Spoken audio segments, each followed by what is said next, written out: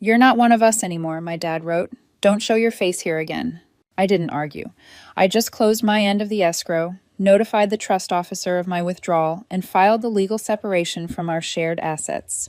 By sunrise, my sister texted, "What did you do?" I just laughed. Then my mom's attorney sent, "We need to talk today." I didn't feel angry when I read it. I didn't feel sad either. It was something else, like a light switch flipped off in my chest. The message came through at 9:47 p.m. I had just put the kids to bed and sat down on the couch, finally ready to eat something. The takeout was still warm in its box, but I never opened it. I saw the notification light up my phone. It was my dad. "You're not one of us anymore." That was it. No hey, no we need to talk. Just 6 words that hit with the weight of a court ruling. I stared at it, expecting something more to follow, maybe an explanation, maybe even a joke, sick as that would have been. Nothing. He'd sent it, read the moment it was delivered, and then gone offline. I put the phone down, stood up, and just walked around the house for a bit. No destination. I just couldn't sit. My stomach wasn't in knots. My chest didn't hurt. It was more like a click, something settling into place after years of rattling in the wrong socket. 2 days before that, Jessica had called me asking if I could help with her next tuition payment. She was in her second year of an MBA program at Columbia and had already burned through the family fund. I didn't say no. I just told her it was getting hard for me right now. My business was expanding, payroll had doubled, and I had to float a huge shipment delay that nearly tanked our cash flow for the quarter. I didn't even go into details. I just said it was tight. She didn't ask questions. She didn't offer to find another solution. She just said, "Okay," and hung up. That was Tuesday. Thursday night, my dad told me I wasn't part of the family anymore. Friday morning, I found the letter. It was slid through the mail slot like a pizza menu, printed on plain white paper, no envelope. "Don't show your face here again." It was shorter than the message, even colder. The ink hadn't fully dried when I unfolded it, like it had been rushed. I read it once, then again. Then I went to the kitchen, poured myself coffee, and started going through the numbers. First thing I did was close my end of the escrow. Everything we had tied up in long-term development deals, gone. I signed off my share, detached my name from the business filings, and forwarded the formal release to the escrow attorney. Next was the trust. My dad loved to brag that we were a family bound by structure. He always said it like a threat. I emailed the trust officer, attached my withdrawal paperwork, and requested removal from all collective financial holdings, assets, and decision-making rights. By 3 p.m., he replied, "Are you sure you want to do this?" I didn't answer. I just sent back the notarized PDF. I filed the legal separation from every joint entity before dinner. That included the house in Tahoe, the downtown office they used rent-free, and the shell company I'd quietly let them funnel their mistakes through. At 5:08 the next morning, Jessica woke me up with a message. "What did you do?" I stared at it in bed in the dark and laughed. Not because it was funny, but because for the first time in years, it felt like I could finally breathe without asking permission. At 8:17 a.m., an email from my mom's attorney landed in my inbox. "We need to talk today." So I drove over. No heads up, just walked in. He looked like he hadn't had his coffee yet. His tone was smooth, but his hands gave him away, shuffling papers too quickly, glancing at a screen that probably had a dozen red flag alerts from their bank. He asked if I'd consider putting a hold on the separation, said things were moving too fast, that maybe emotions were high. I told him there was nothing emotional about this. My involvement ended when they made it clear I was just a resource, not a person. What they didn't understand, what they never even thought about, was that nearly everything they relied on came through me. Not just money, structure, access. My dad's landscaping supply business? Funded by my private credit line. He never would have gotten the loan with his own name after that IRS mess 10 years ago. Jessica's school? Paid through extensions tied to my business's collateral. She never knew that. My mom's nonprofit? Survived on monthly auto deposits she probably thought came from family holdings. They didn't. They came from me. Quietly. Automatically. The first time I said it was hard, they cut me out. So now I'm cutting them off. I walked out of the lawyer's office without shaking his hand. He didn't stop me. Just said, "Please don't make any more decisions until we talk again." I didn't promise him anything, because the decisions had already been made. They just didn't know what those decisions were going to cost them yet. By Monday morning, the cracks started showing. Jessica was the first. She blew up my phone before 8 o'clock a.m. Calls, messages, voice notes. One text stood out more than the rest. "What did you do? My account's frozen. I can't even transfer rent. Fix it." I stared at it for a minute before putting my phone down. There was nothing to fix. Not anymore. Her apartment in Manhattan wasn't cheap. I knew that because I'd co-signed the lease 2 years ago when she decided living on campus was too depressing. The monthly wire from my personal account always hit on the 25th, not this month. The transfer rule had been deleted, along with every other scheduled payout connected to me. At 11:12 a.m., I got a call from Greenspine's Bank, Wells Fargo Commercial Division. A woman named Melissa asked if I was confirming the new status of the company card. I told her yes. She paused and asked if I wanted to notify the other cardholders. I told her no, they'd find out soon enough. See, Greenspine wasn't my dad's company in the ways he thought it was. He'd been the founder, but the business loan, my signature, the vendor accounts, set up through my network, the corporate credit, all under my credit umbrella. When he booted me out, he forgot the paperwork still said otherwise. At 1 o'clock p.m., Jessica tried again. The tone had changed. She wasn't shouting anymore, just typing faster. "Okay, just tell me what I need to do. I need access back, please." I didn't reply. She never asked me once in all these years how I was managing to keep up. She never asked what toll it took. Every time I hesitated, she made it personal, said I didn't care about her future. When I said I couldn't help this time, they didn't ask what was going on. They just erased me. Now they were realizing I was the system they depended on, not just a plug in it. By 3 p.m., my mom's attorney called again. He wasn't composed this time. He asked if I'd be willing to sign a temporary freeze reversal just to buy time to stabilize the trust. I told him no. He asked what it would take to negotiate. I told him he was too late to... My phone buzzed again at 4:30 p.m., a one-line email from my dad. "Fix this now." No greeting, no explanation, just that. It felt like a strange reversal of roles, like he was the one begging now, but still didn't know how. He used to call me the quiet one because I didn't argue. I just worked, made things happen. I think he thought that silence meant loyalty, that I'd always be around. But it was never loyalty, it was restraint, and that's different. By nightfall, the family group chat was dead. Not even my mom posted her usual end-of-day photo of the dinner table. That quiet used to bother me, made me feel like I was on the outside of something I kept paying to be part of. But this time, the silence felt earned. I didn't belong in that group anymore, not because they pushed me out, but because I had finally walked away. And for the first time, I didn't feel guilty. I felt free. By Tuesday, it wasn't just frozen accounts anymore, it was collapse. Jessica finally called from a different number. I picked up out of pure curiosity. She didn't even say hello. "You froze Mom's charity account." She said they called her in the middle of a board meeting. "She didn't even know it was under your name." I didn't answer. She kept talking. Said I was being cruel. Said I was punishing people who loved me. I waited for her to say one honest thing, just one. But it never came. The only reason my mom's nonprofit ever passed compliance was because I gave them my firm's auditing team for free. The reason they had a functioning website, donor pipeline, even electricity, me. Monthly funding, disguised as family support. They thought the money came from a joint trust. It didn't. It came from my business account every first Monday of the month. That stopped too. By noon, my mom finally called. Not to ask if I was okay, not to talk about what happened. Just to say, "I know you're upset, but you're destroying everything we've built." That word, "we," hit different. She meant what I built. And I think somewhere in the back of her mind, she knew that. She just couldn't say it out loud. An hour later, her attorney emailed again. Subject line, "Urgent request to cease all action." He asked if I'd consider a temporary pause on any further changes, said things were spiraling and they needed time to respond. I didn't reply, because there was no pause when they told me I didn't belong. No hesitation when they sent that message. No warning when they wrote that letter. They cut me off without asking a single question. So now I was doing the same, with precision. That afternoon, I contacted the accountant, told him to finalize the reallocation of shared properties.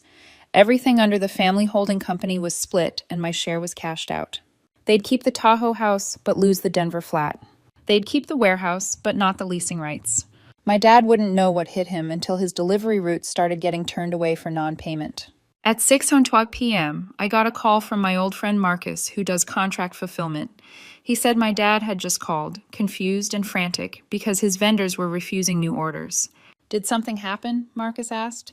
He said the payment channels were down. I told him they weren't down. They were gone. By that night, it was quiet again.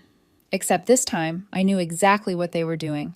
Sitting in their separate houses, on their separate phones, calling lawyers, accountants, board members, trying to figure out how this happened so fast. And the answer was simple. It didn't happen fast. It happened the second they told me I wasn't one of them. Wednesday morning started strange. I woke up to silence. No new emails from my mom's attorney, no texts from Jessica, nothing from my dad. For a second, I thought maybe they'd finally given up. Maybe the chaos had pushed them into some kind of stunned retreat. Then my assistant forwarded me a flag notification from our old shared cloud storage account. An attempt had been made at 3:19 a.m. to reset the admin password using one of my old backup emails, an email only 3 people ever had access to, me, my dad, and the trust officer. I checked the IP log. It was Jessica's address, so now they were trying to dig their way back in. The thing was, I'd already migrated everything to new infrastructure, clean servers, segmented permissions, but I hadn't deleted the old system yet because there was one thing left in there, a folder I'd labeled Frostline. It was a quiet insurance policy, copies of contracts, financial records, and internal memos that no one thought I had. Things they'd done in my name under the table years ago, things that wouldn't look great to the IRS or the licensing board. They probably thought they could get in, delete it, pretend none of it ever existed. Instead, they triggered the auto lock. Jessica called 5 minutes later, voice sharp, demanding to know what Frostline meant. She said she didn't open it, that she just saw the name. But I knew her. She wouldn't have called unless she saw something that made her panic. I hung up without answering. At noon, I got a text from the trust officer. First contact since the initial withdrawal. It just said, "Boy, we should talk in person." I agreed to meet him at his office downtown. He looked exhausted, said the family had called 3 emergency meetings, each one more chaotic than the last. My dad was apparently on the verge of liquidating a chunk of his business to cover payroll. My mom had 2 board members resign from her nonprofit after seeing the frozen funds. Jessica had already tried applying for a private loan and been denied. Then he looked at me and said something I didn't expect. "She tried to blame you for the charity's audit issues." I blinked. He nodded. "Said you controlled the books, that you were hiding things." "But you weren't, were you?" I told him, "No, I wasn't hiding anything. I was just done cleaning up their messes." Then he surprised me again. He handed me a small black flash drive. "This is from your grandfather's archive. He left it with the trust a few years before he died. Said it was for the one who walks away first. I think that's you." I didn't say anything. I just took it. Back at home, I plugged it into my offline machine. It contained one folder, a series of scanned letters, personal ones, letters from my grandfather to my father, to my mother, and to me. He'd seen it all coming. The control, the entitlement, the slow financial drain. And in the final letter addressed to me by name, he wrote, "If you're reading this, you've already made the hard choice. Don't let them back in. Not again. Not even once." I sat there for a long time after that. The man had been gone for almost 6 years, and he still understood me better than anyone in that family ever had. So I followed his advice. And by nightfall, I made one final move. I transferred ownership of the only remaining family asset still partially in my name, the vacation house in Carmel, to a private holding company, one that I controlled. My parents used it every spring. I changed the locks, sent the deed transfer confirmation directly to their inboxes. At 8:07 p.m., my mom called for the first time all week. I let it ring. Thursday started quiet, almost too quiet. No emails, no texts, no new voicemails. Just stillness, like they'd collectively decided to hold their breath. Then, around 10:30 a.m., the doorbell rang. I wasn't expecting anyone, but I already knew who it was before I checked. My mom stood outside with a bakery box in her hands. No coat, no purse, just the box and that familiar practice smile she wore whenever she wanted something but didn't want to ask for it directly. I didn't open the door. I just watched from behind the curtain as she stood there for nearly 5 minutes without knocking. At one point, she looked at the door like she expected it to open on its own. Then she set the box down gently, smoothed her sweater, and walked back to her car. Inside were 2 blueberry muffins from that overpriced place she never used to care for, until I bought her a gift card there 2 birthdays ago. Tucked beneath the lid was a note. "Let's talk. We miss you." I didn't even bring the box inside. I threw it straight into the outside trash. By lunchtime, Jessica had switched tactics. She sent an email longer than anything she'd ever written me before. She said she'd been stressed, that we all said things we regretted, that none of them thought things would go this far in. She mentioned family memories, things we did as kids, how she missed having me around. But what stood out wasn't what she said, it was what she didn't. No mention of that first message from Dad. No apology. Just a soft rewrite of the facts, like we'd all been swept up in a misunderstanding, and somehow I was also to blame. At 2:50 p.m., a notification popped up from the Carmel Properties smart lock system. Someone had tried to unlock the gate with an expired code. The last 4 digits were my dad's birthday. They were testing, seeing if they still had access. They didn't. At 4 p.m., my dad finally broke his silence, not with an email, not with a call, but an old-school voicemail from a number I didn't recognize. "Daughter," he started, and then nothing for a few seconds. I could hear a faint echo, like he was walking around a room. "We didn't mean for it to go this way. Your mother and I, we were angry. We thought you were turning your back on us. But this isn't what we wanted." The message ended before he said anything meaningful. I didn't delete it. I just saved it, like evidence. That evening, I sat in the kitchen going through restructuring paperwork. My wife sat across from me, quietly feeding our youngest. After a while, she looked up and asked if I was sure, really sure, about going through with the final round of lockouts. I nodded. It wasn't revenge, it was recognition. I wasn't destroying anything, I was revealing it. Then, at 7:40 p.m., my lawyer called. He sounded amused, like he didn't quite believe what he was reading.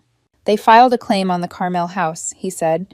"Your mom submitted a handwritten note from 5 years ago, claiming you said they could use it whenever they wanted." I remembered that note.